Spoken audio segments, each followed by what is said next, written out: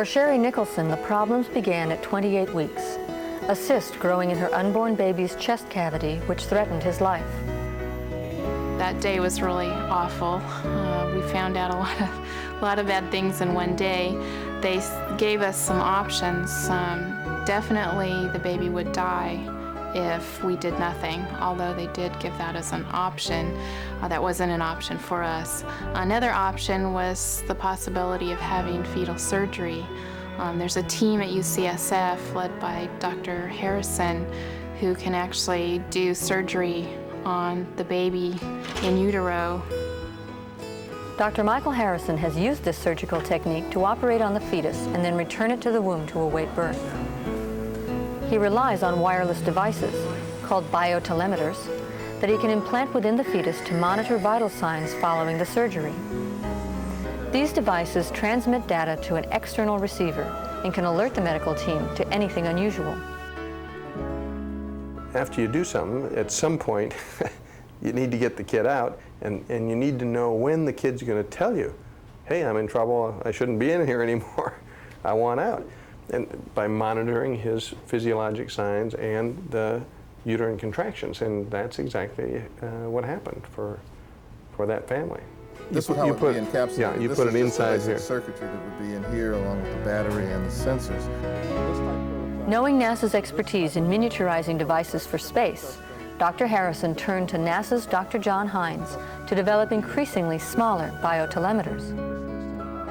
The reason was simple. So the same measurements that you would make in space are the measurements that are of interest to clinicians and doctors in medical applications here on the ground. So the very same identical technologies that you do for space, even though it's a very special case, are directly applicable for ground. In fact, they're going to make one that you can just drop in the amniotic fluid and it measures. Oh, really? Yeah, oh, that'd be great. Yeah. You really couldn't, you wouldn't do this operation that we did on Sean and not be able to monitor him. So sometimes the tool is completely limiting. If you don't have that tool, you shouldn't be doing this work. Our hopes in all of this, with Sean, his surgery, the telemeter, and anything else that comes out of this, we just really hope that other parents and other people will benefit from this. I'm just so thankful that we were able to have this fetal surgery and that this technology was available to us. It's so great to have this little boy a part of our life that otherwise wouldn't have been. Since completing work on this segment, we were saddened to learn that Phil and Sherry's infant son died from causes unrelated to the fetal surgery, which initially saved his life.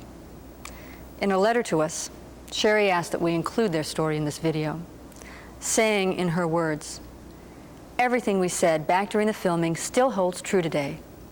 Without Dr. Harrison and the fetal surgery with the use of the telemeter, we would not have had 10.5 precious weeks with our son.